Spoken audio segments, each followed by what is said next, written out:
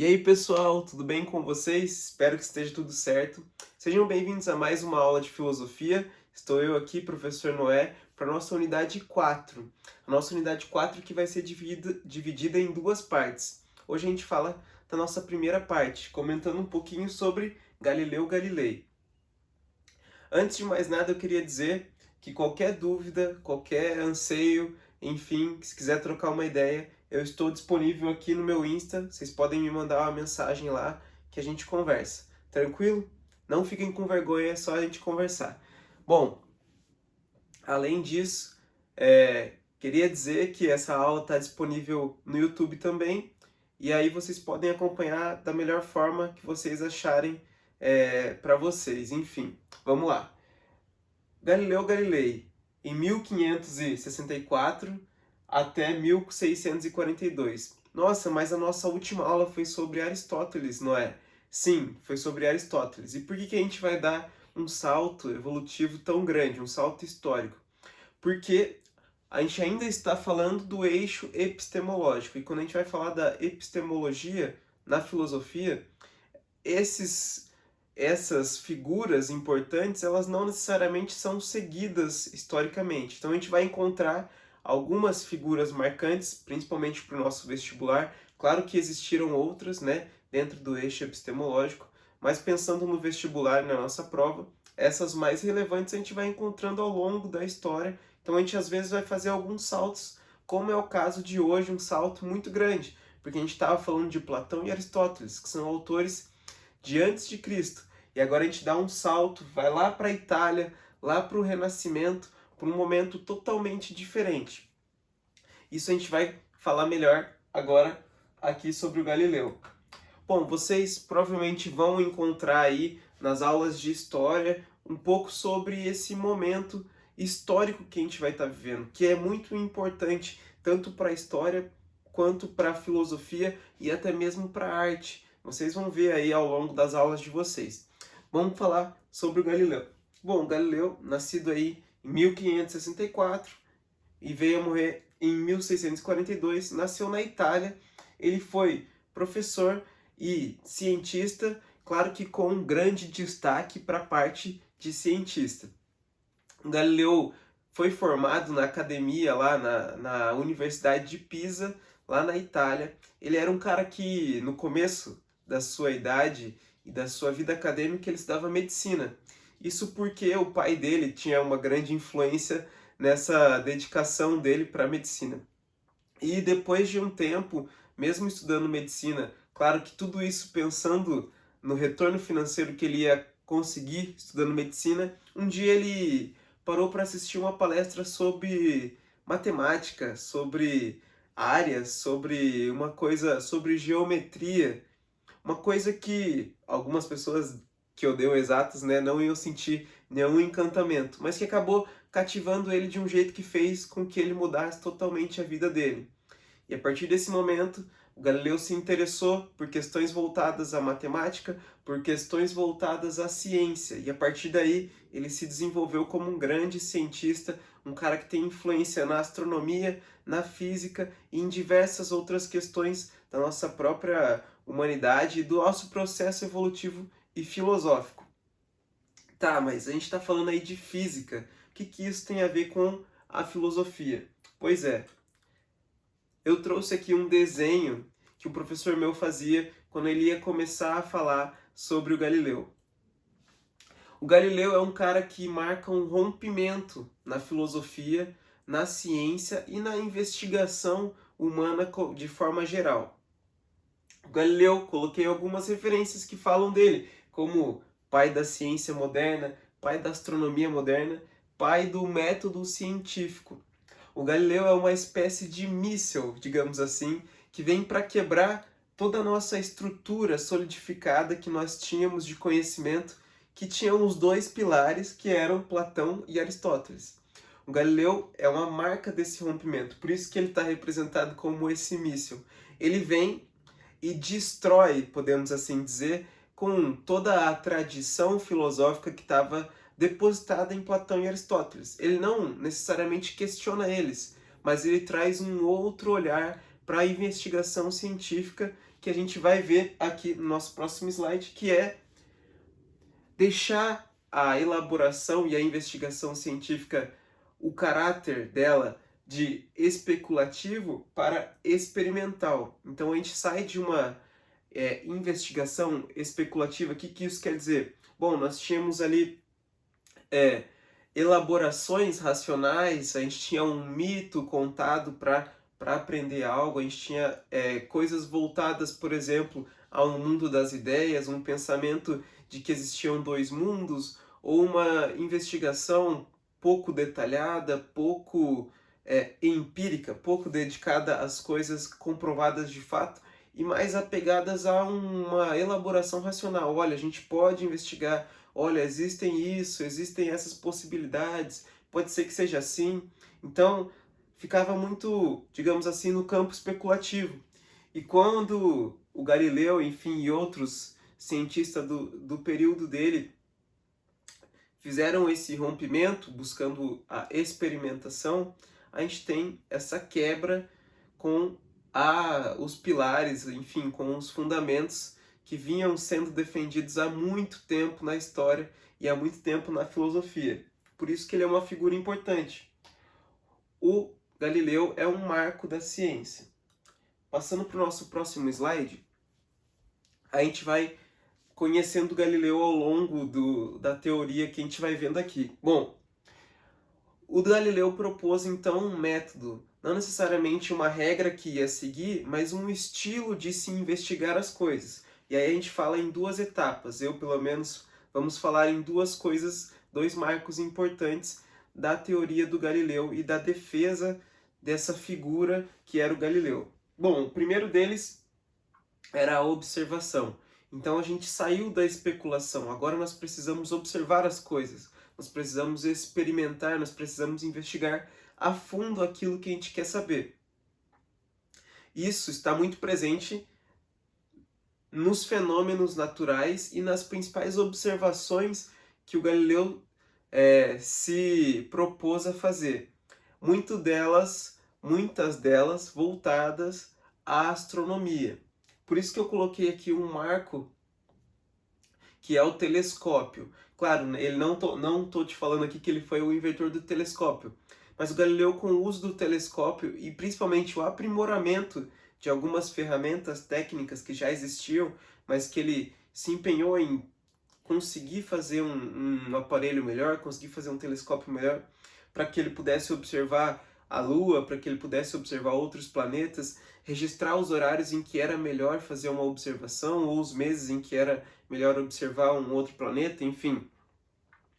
Isso tudo foi se construindo e o Galileu foi se adaptando ao longo do tempo e ao longo da sua investigação. Por isso que a observação, uma observação experimental, uma observação dos fenômenos naturais, ela é um marco importante na caminhada do Galileu.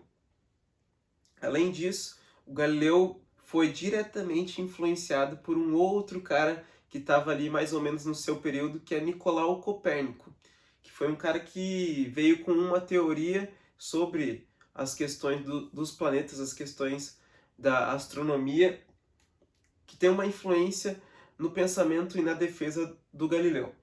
Vamos lá, para o nosso próximo slide. Eu trouxe imagens para vocês tentarem ter uma ideia aqui do que a gente vai falar. Bom, o Copérnico era um cara que defendia o heliocentrismo, mas antes da gente entender o heliocentrismo, a gente precisa entender o que eles eram contrários ou qual era a visão que reinava, enfim, que era entendida como a correta naquele momento, que era o geocentrismo. Bom, isso já vou falando um pouco sobre o contexto histórico do período em que eles viveram, onde a gente tinha uma igreja muito influente, inclusive muito agressiva, com a Inquisição, com perseguição a pessoas que questionavam o pensamento imposto pela igreja e determinado pela igreja. Então a gente tinha uma igreja muito influente, mas ao mesmo tempo a gente está ali passando pelo aquele momento do Renascimento, onde a gente tem grandes pensadores se destacando e a influência a esses grandes pensadores. Isso aí vocês vão ver também na arte, onde grandes artistas se destacaram, enfim. mas um momento todo de revolução humana, de valorização do ser humano, de busca pelo conhecimento, cada vez tentando extrapolar os limites do conhecimento e tentando evoluir como ser humano. Então, nesse momento, esses paradigmas colocados pela igreja eram muito fortes e eles, além de ser fortes, eles precisavam ser defendidos, porque eles começaram a ser fortemente também questionados, porque a gente estava passando por esse período, por essa concentração histórica aí de buscar questionar as coisas. Mais uma vez, o questionamento presente na filosofia, enfim, no conhecimento humano. A visão que era dada como certa naquele momento era o geocentrismo. O que é o geocentrismo? O geocentrismo é o entendimento de que o centro do universo era a Terra, era o planeta Terra. E aí em volta poderia, sei lá, existir outros astros, poderia existir a Lua, enfim, poderia existir outras coisas que eles observavam, que, por exemplo, alguém falava, olha só, como que você quer me falar que não existe outras coisas se a gente consegue observar aqui com o nosso telescópio, com a nossa luneta? Então, existia a aceitação de que, tudo bem, existem outros corpos, mas a figura central do universo é a Terra. Então, o Galileu vai ser um cara que vai ser contrário a esse pensamento. Ele vai defender o heliocentrismo. Isso por influência também do Copérnico, que foi o cara que começou essa vertente. O Galileu vai desenvolver um pouco mais esse pensamento sobre o heliocentrismo. Ele trouxe novas observações, como eu falei, ele aprimorou o uso do telescópio, o uso das lunetas, enfim, e conseguiu observar algumas faces de outros planetas, por exemplo, como as faces de Júpiter. Ele conseguiu perceber que, além de Júpiter ser um planeta, ele tinha outros corpos que giravam sobre ele como se fosse espécie de outras luas. Ele conseguiu fazer registros temporais de observação do universo, enfim, dos outros planetas. Claro, isso tudo um pouco mais uma parte da ciência e da astronomia. E a partir dessas observações dele, ele quis fazer a defesa, e uma defesa contundente, de que o sistema que a gente vivia era o heliocentrismo. O heliocentrismo quer dizer que o Sol está no centro do universo e não a Terra. Então a gente vai fazer uma defesa de que tudo aquilo que a igreja está defendendo está errado. O que vocês acham que poderia ter acontecido com o Galileu? Olha só, depois de muitos momentos de defesa, aconteceu que foram na casa do Galileu, foram atrás dele e ameaçaram ele, falando, olha só, isso que você está defendendo vai contra a visão da igreja, você precisa se retratar, fazer alguma coisa, ou caso contrário, já era, cara, você vai morrer. Ele foi ameaçado de morte, então, no caso, ia queimar na fogueira, porque o pessoal não era muito delicado lá da Inquisição. E aí, Galileu, ele precisou afirmar para todo mundo, em praça pública, afirmar para os seus alunos, enfim, de que essa visão que ele defendia estava errada. Depois disso, ele foi preso na sua própria casa, onde ele passou diversos anos, onde ele conseguiu escrever algumas coisas, mas precisava se esconder porque ele era constantemente fiscalizado e, principalmente, ele não podia questionar esse pensamento geocêntrico. Bom, além disso, como eu falei para vocês, o Galileu ele se encantou pela matemática. Então a matemática e a matematização também é algo presente, que eu coloquei como um segundo passo, uma segunda etapa do método do Galileu. Esse segundo passo defende o uso da matemática e explicar os fenômenos que ele já está observando através da linguagem matemática. A gente pode falar de teorias da relatividade, enfim, parte da física, porque o Galileu ele se debruçou a estudar, claro, a astronomia, o heliocentrismo, mas também questões físicas como a própria gravidade, a relação dos corpos, enfim. Então, ele começou a ser um cara que era uma referência de, além de se observar as coisas, além de tentar investigar elas de forma racional, a gente pode aplicar a matemática para auxiliar nessa nossa investigação. Isso tudo rompeu e rompe com o pensamento especulativo, de que afirmava que, olha, a gente pode pensar de tal forma, enfim, como eu falei para vocês, o pensamento mais vinculado ao Platão e ao Aristóteles. E é por isso que o Galileu é um marco e a gente precisa comentar essa influência que ele tem na filosofia. As contribuições podem até parecer maiores na ciência, enfim, na astronomia, mas a gente vai ver na sequência, na continuação dessa nossa unidade, né, e nas próximas unidades, que a filosofia ela vai começar a caminhar de mãos dadas com a ciência, se assim puder dizer, a ciência de forma geral, a parte de matemática, a parte de física, a parte de química, a parte de observação, vai começar a ser muito influente no pensamento filosófico, porque a busca de responder algumas perguntas, de questionamentos, ela precisa começar a...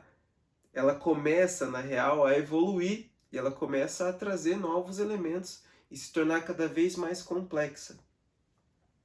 E aí, com isso, nós vamos encontrar novas correntes epistemológicas, que a gente vai chamar de correntes modernas, ali do século XVII. O que eu coloquei aqui é mais uma apresentação da nossa sequência, mas eu queria comentar que a gente vai discutir sobre o embate famoso e histórico lá nesse período pós-Galileu, que é o embate entre empirismo e racionalismo. Isso aí a gente vai ver mais para frente que existem autores defensores do racionalismo e autores defensores do empirismo. Num primeiro momento, só queria falar para você que ambos buscam o encontro da verdade, digamos assim, da verdade e do fundamento da verdade, só que cada um deles deposita essa busca de uma forma diferente. Os empiristas acreditam que essa busca e essa verdade ela está nos sentidos. Então aí no nosso tato, no nosso olfato, enfim, você vai conseguir constatar as coisas no tato. As coisas você vai conseguir ver, você vai conseguir sentir. E aí você vai conseguir fazer as investigações. Então, elas se valem pelo sentido. O racionalismo ele já defende uma outra ideia. Ele defende que as investigações devem se pautar no uso da razão e que a razão pode direcionar essa nossa investigação. Enfim, anota isso aí e fica meio que aguardando aí que a gente vai ver as cenas desse próximo capítulo. Tudo bem? O Galileu, então, faz esse marco e esse rompimento que a gente não pode deixar de comentar. Tranquilo? Bom, pessoal, é isso. Eu queria agradecer vocês. Espero que vocês estejam bem, que vocês se cuidem. Então, dessa forma, me despeço. Tchau, tchau e até a próxima.